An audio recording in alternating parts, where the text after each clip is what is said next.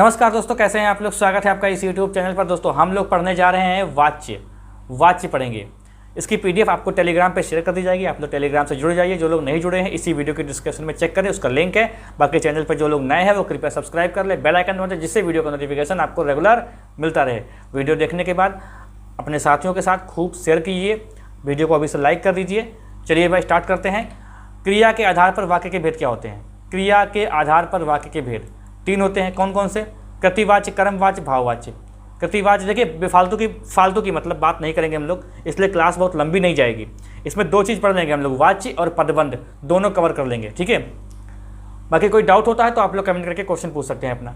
तो कृतिवाच्य देखिए, कृतिवाच्य में क्या होता है कि जो क्रिया का आधार है वो कर्ता के अनुसार चलता है। और कर्मवाच्य में क्रिया का जो बेस होता है, जो क्रिया जो परिवर्तित होती है वो कर्म के अनुसार बदलती है। और भाववाच्य में ना तो कर्ता का रोल होता है ना कर्म का रोल होता है, ठीक है। समझ गए नहीं? चलिए अब स्टार्ट करते हैं कृतिवाच्य। देखिए क्या होता है। अच्छा, आपने एक्टिव पैसिव पढ़े अंग्रेजी में कभी? वही चीज़ होता है ये, ठीक है। यदि वाक्य में प्रयुक्त क्रिया का लिंग व वचन कर्ता के समान हो या कर्ता के अनुसार बदले तो वाक्य कृतिवाच्य होता है। इसमें मतलब कर्ता प्रमुख होता है, मतलब क्रिया का फल कर्ता पे गिरता है, ठीक है। ये समझ लीजिए, कर्ता के हिसाब से क्रिया बदलती है। जैसे राम चाय पीता, ये अगर देखिए क्वेश्चन कैसे आता है, ऊपर वाक्य लिखा होगा, नीचे आपसे पूछेगा निम्नलिखित में से कौन सा वाच्य का भेद है। कृतिवाच्य, कर्मवाच्य, भाववाच्य, ठीक है। एक और आलतू फालतू लिख दिया जाएगा आपको भ्रमित करने के लिए, या तो होगा इनमें से कोई नहीं। देखिए राम चाय पीता है, तो राम चाय पीता, जो राम चाय पीता जो दोस्तों है ना, ये देखिए पीता जो है ना वो राम के हिसाब से है। अगर इसी की जगह देखिए क्या है कि सीता, इसी की जगह सीता चाय पीती है। देखिए चाय तो अपनी जगह वैसे ही रखी हुई है, चाय तो अपनी जगह वैसे ही रखी हुई है, लेकिन यहाँ पर पीता हो गया, यहाँ पर पीती हो गई। और कर्ता देखिए इतना मैंने आपको पढ़ा दिया है, अगर आप रेगुलर वीडियो देख रहे होंगे तो इतना तो पता ही हो गया होगा कि कर्ता इसमें कौन है, ठीक है। क्योंकि कर्ता भी नहीं जान पाएंगे तो कैसे होगा। अंग्रेजी में इसको बोलते हैं सब्जेक्ट बोलते हैं, ठीक है। तो राम करता है, सीता करता है। तो राम जो है चाय पीता है। देखिए पीता का जो डिपेंड है ना, डिपेंडेंसी है वो इस पर डिपेंड करती है, राम पर। और प्रीति की भी देखिए यहाँ पर, तो यहाँ पर क्या है, ये कृतिवाच्य है। अच्छा एक बात और देखो, जैसे वे चाय पीते हैं। अब देखिए चाय, देखिए मैंने चाय रखा हुआ है, मैंने कोशिश की है कि एग्जाम्पल सेम रहे। तो चाय तीनों में है, चाय चाय, ठीक है। रेलवे स्टेशन पे चाय वाले चाहे कितनी भीड़ क्यों ना हो, मतलब ट्रेन में, वो घुस जरूर जाएंगे, उनकी जगह बन जाती है। देखो राम चाय पीता है, तो राम चाय पीता है इसके हिसाब से पीता हो गया, सीता के हिसाब से पीती हो गई, और वे के हिसाब से क्या हो गया, पीते हो गए। तो मतलब क्या हुआ कि कर्ता के हिसाब से जो क्रिया का लिंग व वचन है वो बदल रहा है, ठीक है। अच्छा अभी इसमें एक एक्सेप्शनल केस है, अपवाद है। कैसे? कर्ता के आगे अगर ने विभक्ति हो, कर्ता इसे करता है ना, ये राम ने, ये ने विभक्ति, कर्ता के आगे ने विभक्ति लगी हो और कर्म के आगे को विभक्ति ना हो। भाई देखिए कर्म के आगे को विभक्ति तब नहीं होती जब चीज़ें निर्जीव होती हैं। सजीव के आगे को लगता है लेकिन निर्जीव के आगे को नहीं लगता है। अगर लग जाएगा तो वाक्य अशुद्ध हो जाता है, ठीक है। देखो जैसे राम ने चाय पिया, अब ये देखिए वाक्य आया और आपको मैंने बताया था कि भैया जो क्रिया है वो इसके हिसाब से बदल जाएगी। तो आप लोग कहेंगे सर इसमें तो बदल ही नहीं रही है, इसमें तो बदल ही नहीं रही, अब क्या करेंगे सर? तो देखिए मैंने ये भैया जो रूल बताया इसको देख लो कि कर्ता के आगे ने लगा हो और विभक्ति, मतलब कर्ता के आगे ने लगा हो लेकिन कर्म जो होता है ना, कर्म के आगे को विभक्ति ना हो तो वो कृतिवाच्य में होगा। अगर होती है, अगर को विभक्ति होती है तो वो किस में चला जाएगा, भाववाच्य में चला जाएगा। अभी देखेंगे उसको, ठीक है। तो राम ने चाय पिया, राम ने चाय पिया, सीता ने चाय पिया। अब दोनों में देखिए पिया पिया लिखा है, पिया पिया और पिया पिया, ये देखो पिया पिया लिखा हुआ है, लेकिन दोनों कर्ता चेंज हो गए। यहाँ पर देखिए पुल्लिंग है, यहाँ पर स्त्रीलिंग है, लेकिन क्रिया देखिए क्रिया का रूप नहीं परिवर्तित हो रहा है। राम ने चाय पिया, सीता ने चाय पिया, लेकिन मैंने अभी ऊपर जो रूल बताया है, कर्ता के आगे ने विभक्ति लगी हो और कर्म के आगे को विभक्ति ना हो तो वाक्य कृतिवाच्य में होता है, ठीक है। समझ गए होंगे। आगे देखते हैं कर्मवाच्य। देखिए क्रिया का लिंग व वचन कर्म के अनुसार परिवर्तित या कर्म के समान हो तो क्रिया तो कर्मवाच्य होता है, ठीक है। और क्रिया इसमें सदैव सकर्मक होती है। भाई कर्म होगा सकर्मक होगी, ठीक है। जैसे आप, अरे यार, आप पढ़ते हैं, आप अखबार, अब पढ़ना सकर्मक क्रिया होती है, ठीक है। तो देखिए कर्मवाच्य में क्या होता है कि सदैव सकर्मक क्रिया होती है। या तो कर्म होगा उसमें, मतलब ऑब्जेक्ट होगा, या उसके होने की संभावना आप कर सकते हैं, ठीक है।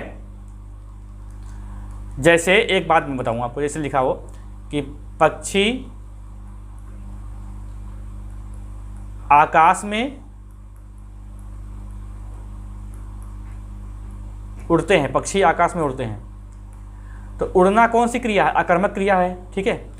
अब ये वाक्य कैसा है? ये वाक्य ये जो वाक्य ये कृतिवाच्य है, ठीक है, ये वाक्य कृतिवाच्य है। और सकर्मक जो क्रिया होगी उसमें कर्मवाच्य होगा। जैसे मोहन से अखबार पढ़ा जाता है, इसे ऑब्जेक्टिव नहीं होते हैं कि ऑब्जेक्टिव में जिसे क्या बोलते हैं, पैसिव वाइज जो होते हैं सब्जेक्ट, क्या बोलते हैं, एक्टिव पैसिव। जैसे लिखा हो ही ईट्स फूड, ठीक है, ये एक्टिव हो गया। इसका पैसिव बनेगा, कैसे बनेगा? तो food is eaten by him, ठीक है। तो ये इस टाइप से, तो ये जो पैसिव होता है इसी को बोलते हैं कर्मवाच्य, ठीक है। जैसे मोहन से अखबार पढ़ा जाता है, मोहन से अखबार पढ़ा जाता है, इन newspaper is red by Mohan, ऐसे इस टाइप से अखबार पढ़ा जाता है। तो इसमें क्या होता है, इसमें देखिए, इसमें क्या है कि अखबार पढ़ा जाता है। इसमें क्या, जो एक जो पहचानने वाला होता है वो होता है से या द्वारा लगा हो, तो वाक्य जो है कर्मवाच्य में होता है। से या द्वारा लगा होगा तो वाक्य जो है किसमें होगा? कर्मवाच्य में होगा। जैसे कि अब अच्छा ठीक है, तो मोहन से अखबार पढ़ा जाता है, अखबार पढ़ा जाता है, सीता के द्वारा पुस्तक पढ़ी जाती है, ठीक है। तो ये मतलब ऐसा, तो यह हुआ कि हो जाएगा कर्मवाच्य में। अभी ये अगर भाववाच्य की बात करते हैं तो देखो क्या है, जब कर्ता और कर्म का प्रभाव क्रिया पर ना पड़े तो वाक्य जो है भाववाच्य होगा। इसमें क्या होता है, और समर्थता या असमर्थता का भाव होता है। जैसे उससे चला नहीं जाता है, उससे खाया नहीं जाता है, तो ये असमर्थता का भाव या उससे दौड़ा जाता है। यहाँ पर दोनों में अंतर है। जैसे कि अखबार पढ़ा जाता है, मोहन से अखबार पढ़ा जाता है, ये कर्मवाच्य में, लेकिन मोहन से नहाया नहीं जाता है, तो ये असमर्थता का भाव आ रहा है। तो यहाँ पर भाववाचक वाच्य हो जाएगा, ठीक है, भाववाच्य हो जाएगा। जैसे राम से चला नहीं जाता, ये एक असमर्थता का भाव दिखा रहा है। राम से पढ़ा जाता है, तो ये राम से पढ़ा जा रहा है, ठीक है, कर्म नहीं है इसमें, तो ये क्या है, भाववाच्य है। राम से पढ़ा नहीं जाता है, ये भी क्या है, ये भाववाच्य है। दोनों में अंतर समझ लीजिएगा, ठीक है। अच्छा, अभी देखो यहाँ पर क्या है, जब कर्ता के साथ ने विभक्ति हो और कर्म के साथ को विभक्ति हो तो वाक्य भाववाचक में होगा। जैसे कि लिखा, राम ने रावण को मारा, राम ने रावण को मारा। अब देखिए भाई, राम ने रावण को मारा आ गया यहाँ पर, तो आप कहेंगे सर ये तो प्रतिवाच्य है, लेकिन यहाँ पर मैंने जो रूल बताया है, ये वाला रूल कि को लगा हो कर्म। अब यहाँ पर कर्म तो ये है ना, रावण कर्म है ना, ऑब्जेक्ट रावण है, इसके आगे को लगा हुआ है, और कर्ता के आगे ने लगा हुआ है, तो भाववाच्य में बनेगा। कृष्ण ने राधा को देखा, तो ये क्या है, भाववाच्य में। इसमें लोग गलती कर देंगे, राम ने रावण को मारा, ये प्रतिवाच्य लगा देंगे, लेकिन नहीं दोस्तों, ये प्रतिवाच्य नहीं, ये भाववाच्य में आएगा। बैठा लीजिए दिमाग में बात अपने, ठीक है। ये आपका खत्म होता है वाच्य। अब हम लोग आगे देखते हैं पदबंध। पदबंध क्या होता है? पदबंध, ठीक है, पद प्लस बंध। देखिए पद बंध प्लस क्या होता है, देखो पद का मतलब जानते हो क्या होता है? पद क्या होता है? पद एक शब्द होता है, जैसे कि लिखा हो कमल, तो यही क्या है, यही एक पद है, यही पद होता है। बाकी इसमें कुछ और एक बात है, जिन लोगों ने विशेषण, क्रिया विशेषण, संज्ञा, सर्वनाम ये सब नहीं पढ़ा है तो उनके लिए दिक्कत हो जाती है, तो इसीलिए मैंने इसको बाद में रखा है। जो लोग पढ़ रहे हैं पहले से ही मेरे साथ, जो क्रिया विशेषण जानते हैं, विशेषण जानते हैं, संज्ञा जानते हैं, सर्वनाम जानते हैं, क्रिया जानते हैं, तो ये क्या होता है, इसी से संबंधित ये एक निचोड़ होता है। दरअसल होता क्या है कि इसमें एक वाक्य दिया होता है और आपसे अंडरलाइन करके पूछता है, और यहाँ पर जहाँ पर अंडरलाइन खत्म होती है उसी के ऊपर जो शब्द रखा होता है उसी को दरअसल बताना ही होता है कि ये संज्ञा है या सर्वनाम है या विशेषण है या क्रिया विशेषण है, ये आपको बताना होता है, ठीक है। अभी मैं इसके बारे में बताता हूँ आपको कैसे करना है।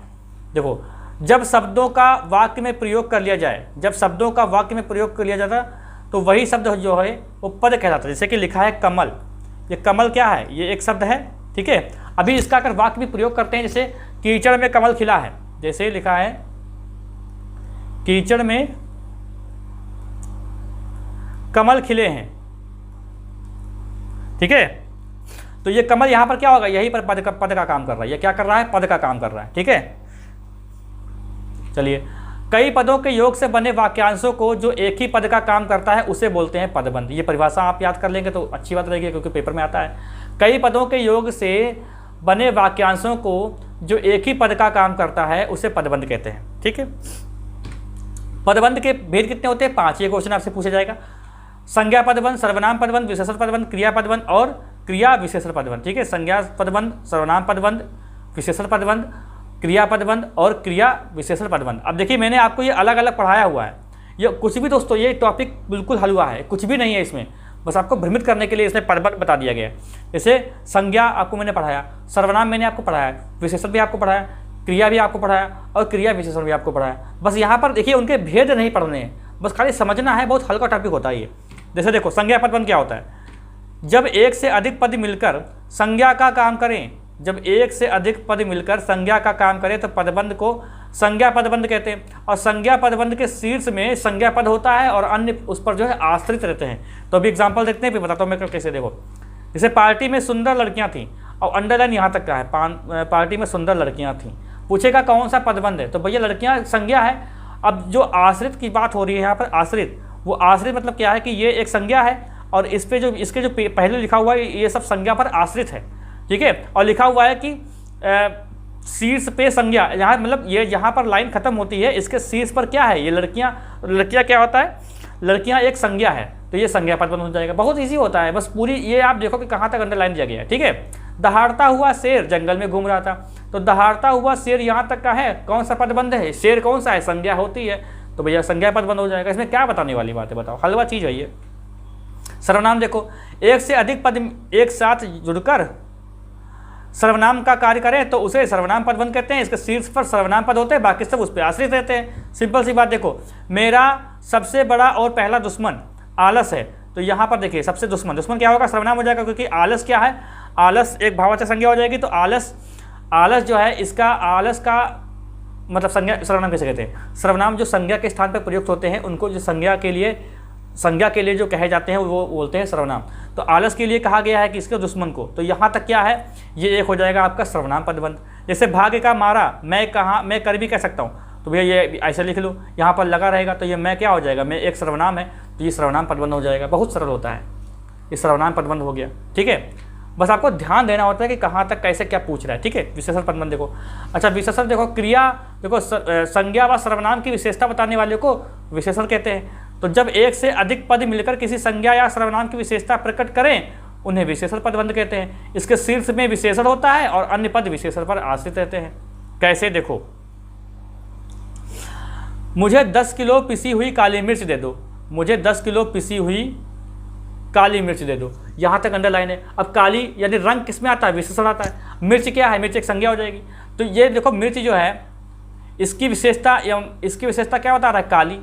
पिसी हुई काली से छोड़ो, मैंने बताया जो शीर्ष पे जहाँ पर अंडरलाइन खत्म होती है उसके शीर्ष पर जो शब्द होता है उसी को, जैसे मान लो कि इसको उठा के अलग लिख लो कि काली, ये काली क्या है, ये काली मतलब काली माता नहीं, यहाँ पे काला एक रंग की बात कर रहे हैं, तो इसको रंग कर लो काला। ये काला क्या है, काला एक विशेषण है, तो ये क्या हो जाएगा, विशेषण पदबंध हो जाएगा। इसमें कोई मतलब विशेष बात है ही नहीं। ज़्यादा बोलने वाले लोग प्रायः बेवकूफ़ होते हैं, तो ज़्यादा बोलने वाले, ठीक है, लोग प्रायः बेवकूफ़ होते हैं, यहाँ तक रहेगा, सॉरी, ज़्यादा बोलने वाले, यहाँ तक। ये विशेषता लोगों की विशेषता बता रहा है ना, लोगों की विशेषता बता रहा है, तो ज़्यादा बोलने वाले लोग, ये कौन सा पदबंध है, तो विशेषण। ये विशेषण मतलब विशेषता बताने वाले शब्दों को विशेषण कहते हैं। तो ज़्यादा बोलने वाले लोग क्या है, एक विशेषण हो गया, तो ये क्या हो गया, विशेषण पदबंध हो गया। उस घर के कोने में बैठा हुआ आदमी, तो उस घर के कोने में बैठा हुआ, ये आदमी क्या है, एक संज्ञा है, तो आदमी क्या है ये, तो इसका जो विशेषता है वो ये बता रहा है, उस कोने में बैठा हुआ आदमी, उस कोने में बैठा हुआ आदमी, उस कोने में बैठा हुआ आदमी मतलब एक विशेषता बता रहा है। तो यहाँ तक अंडरलाइन है बैठा हुआ, तो ये आदमी क्या हो जाएगा, विशेषण पदबंध हो जाएगा, ठीक है। क्रिया पदबंध देखो क्या होता है कि जब एक से अधिक क्रियापद मिलकर एक इकाई के रूप में क्रिया का कार्य संपन्न करते हैं वे क्रिया पदबंध कहलाते हैं, ठीक है। इस पदबंध में शीर्ष में क्रिया होती है, क्या होती है, शीर्ष में क्रिया होती है। जैसे वह पढ़कर सो गया, वह पढ़कर सो गया, लो भाई सो गया, क्या है, ये क्रिया पदबंध है। खाया करते हैं क्या है, ये क्रिया पदबंध है। अंडरलाइन को आपको ध्यान रखना है, अंडरलाइन को, बहुत सरल होता है, बहुत सरल होता है। पांचवा देखते प्रकार, क्रिया विशेषण पदबंध।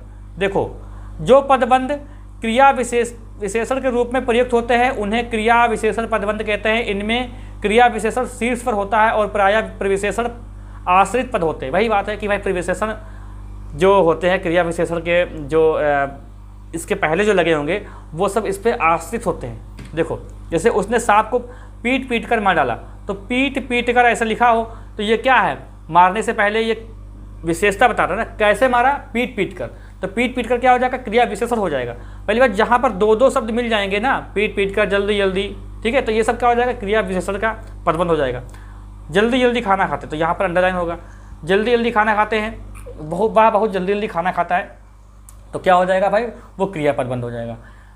बहुत सिंपल है, दोनों चीज़ें मैंने आपको जल्दी जल्दी बता दी, अच्छे से बता दी। आपको अगर समझ में नहीं आया है तो भैया ऐसा करिए कि आप इसी चैनल पर देखो, चेक करिए, मास्टर वीडियो पड़े हुए हैं जहाँ पर मैंने और भी डिटेल से बताया है, और भी मतलब बिल्कुल बच्चों के तरीके से बताया है, चाहे वो पदबंध हो चाहे वो वाच्य हो, आप देख सकते हैं, ठीक है। बाकी PDF इसकी जो है आपको सेंड कर दी जाएगी टेलीग्राम पर, जुड़ जाइए उससे। और कोई डाउट हो तो मिलते हैं, मतलब डाउट हो तो क्वेश्चन करिएगा, मिलते हैं जब कल हम लोग, तो उस पर डिस्कस कर लेंगे। कल हम लोग पढ़ने वाले हैं समास, पढ़ेंगे हम लोग कल, ठीक है, समास। चैनल पे जो लोग नए हैं वो कृपया सब्सक्राइब कर ले, बेल आइकन दबा दे, जिससे वीडियो का नोटिफिकेशन आपको मिलता रहे। तो कोई डाउट तो भाई पूछेगा, और अपने साथियों के साथ शेयर करें वीडियो को। मिलते हैं हम लोग कल, हाँ ठीक है।